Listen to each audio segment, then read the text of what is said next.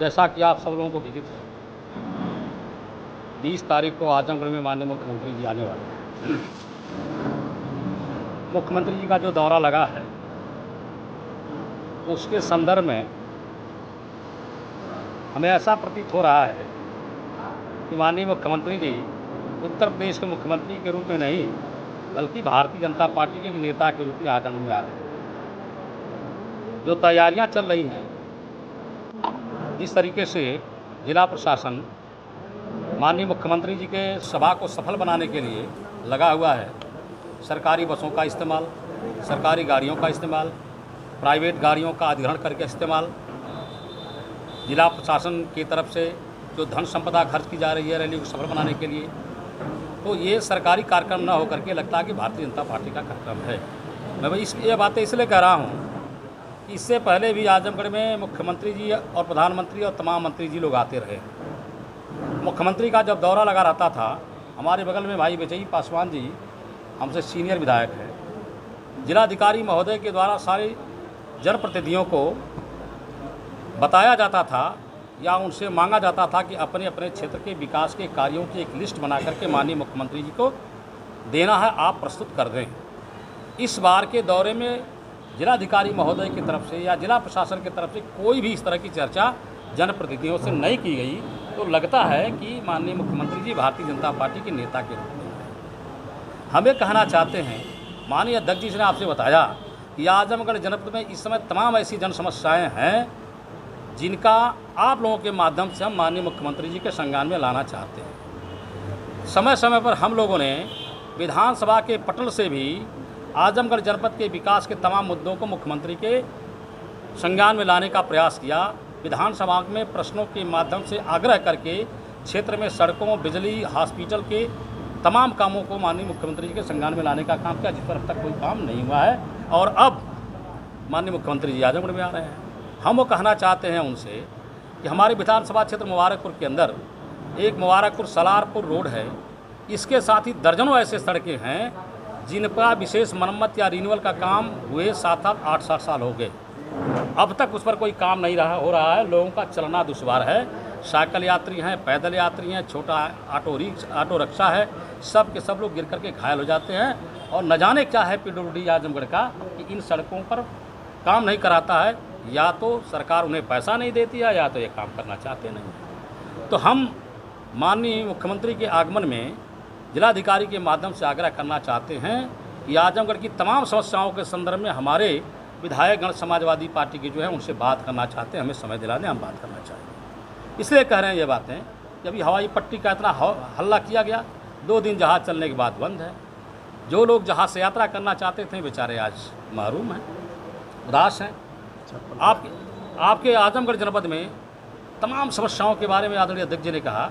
Hospitality कितनी ख़राब है अस्पताल में, चाहे आपका मंडल अस्पताल हो, चाहे आपका मेडिकल कॉलेज हो। जिस मेडिकल कॉलेज में कार्डियोलॉजिस्ट नहीं है, न्यूरोलॉजिस्ट नहीं है, नेफ्रोलॉजिस्ट नहीं है, यूरोलॉजिस्ट नहीं है, तो मेडिकल कॉलेज का मतलब क्या होता है? उल्टा चल रहा है।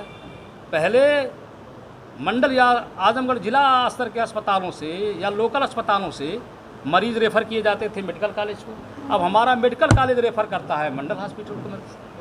तो स्वास्थ्य के नाम पर बिल्कुल सरकार पैसा नहीं खर्च करी, हालत बहुत ख़राब है। मरीज़ लेकर के लोग यहाँ से लखनऊ तक घूमते रहते हैं और मरीज़ दवा के अभाव में दम तोड़ देता, वापस विज्ञापन तो बड़े बड़े आ रहे हैं। यही तो बात है, ये विज्ञापनों वाली सरकार ही है। ये कभी भी जनहित के मुद्दों पर बात नहीं करना चाहते, सिर्फ विज्ञापनों से बात करना चाहते हैं। माननीय मुख्यमंत्री जी एक संज्ञान में आप लोगों के माध्यम से लाना चाहते हैं, हम विधायकों को समय दिया जाए। कानून के मुद्दे, कानून व्यवस्था के मुद्दे पर, विकास के मुद्दे पर।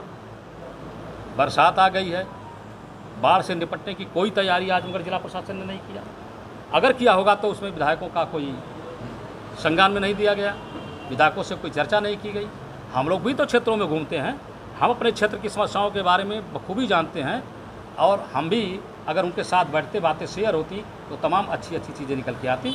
लेकिन कोई तैयारी न बाढ़ से निपटने की, न स्वास्थ्य से निपटने की, न सड़कों के निर्माण में, न किसी भी। बिजली की हालत कितनी ख़राब है। विधायकों के तमाम प्रस्ताव बिजली विभाग के कार्यालय में पड़े हुए हैं, न तो क्षमता वृद्धि हो रही है, न तो नए ट्रांसफार्मर लगाए जा रहे हैं, ना तो किसानों को खेतों तक नलकूप बनाने के लिए, नलकूप जलाने के लिए बिजली या कोई लाइन नहीं बनाई जा रही है। तो इस तरह से आजमगढ़ जनपद में तमाम ऐसी जन समस्याएं हैं। माननीय मुख्यमंत्री जी आजमगढ़ के साथ ऐसा दुर्व्यवहार क्यों कर रहे हैं, ऐसा उदासीपूर्ण व्यवहार क्यों कर रहे हैं?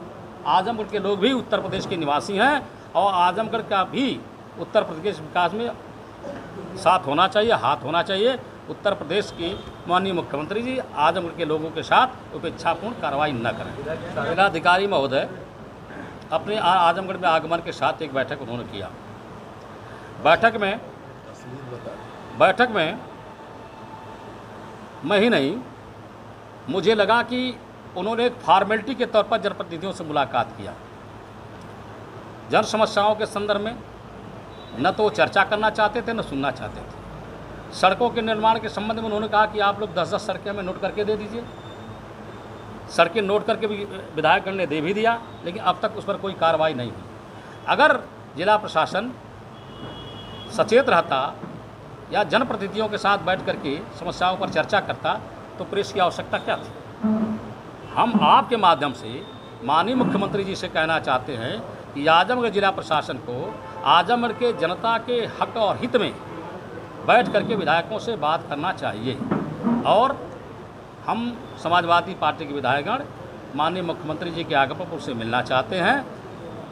जिलाधिकारी महोदय माननीय मुख्यमंत्री से समय लेकर के हमको सूचित करें, हम लोग चलें।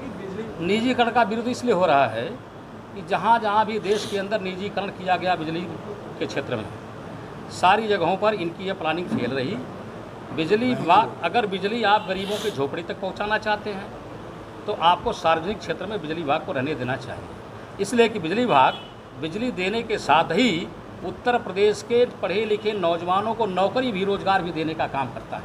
जब आपका पूरा बिजली विभाग आउटसोर्सिंग पर चला जाएगा तो ये पढ़े लिख के जो आप इंजीनियर बना रहे हैं, जो फीटर बना रहे हैं, इलेक्ट्रीशियन बना रहे हैं, जो चौकीदार और चपरासी बनाना चाहते हैं, अधिकारी बनाना चाहते हैं, इन पढ़े लिखे नौजवानों का क्या होगा? आउटसोर्सिंग नौजवानों का भविष्य नहीं हो सकता है। नौजवानों का भविष्य सपना सरकारी नौकरी करने का होता है। इसलिए बिजली विभाग का निजीकरण नहीं होना चाहिए। आजमगढ़ के लोग भी उत्तर प्रदेश के ही नक्शे में आते हैं। सांसद विधायक होना, आजमगढ़ के महान जनता का जिसे आशीर्वाद मिला वह सांसद है, वो विधायक है। लेकिन सांसद विधायक दूसरे पक्ष का होना ये कोई गुनाह नहीं है। लोकतंत्र में जितनी जिम्मेदारी और जो अधिकार सत्ता पक्ष को है वही विपक्ष को भी है। इसलिए कि विधानसभा या सरकार सिर्फ सत्ता पक्ष की नहीं होती है, विपक्ष की भी होती है।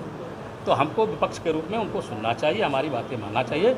उपेक्षापूर्ण कार्रवाइयों का हम विरोध करते हैं। उनको तो किसी भी मुख्यमंत्री के आगमन के साथ भिन्न भिन्न क्षेत्रों में जो काम करने वाले हैं, चाहे पत्रकारिता के क्षेत्र में हो, चैनल के क्षेत्र में हो, साहित्य के क्षेत्र में हो, जो विद्यालय चलाने वाले लोग हैं, निजी विद्यालय चलाने वाले लोग हैं, मैनेजमेंट के लोगों से, जनप्रतिनिधियों से, जिला पंचायत के सदस्यों या अध्यक्ष से, सबसे मिलने का प्रयास करना चाहिए माननीय मुख्यमंत्री जी को। इसलिए कि सब लोग जनसेवक हैं, जनप्रतिनिधि हैं, और जब तक ऐसे लोगों से मिल बैठ के बातें नहीं होगी तब तक आजमगढ़ या पूरे प्रदेश का विकास संभव नहीं है।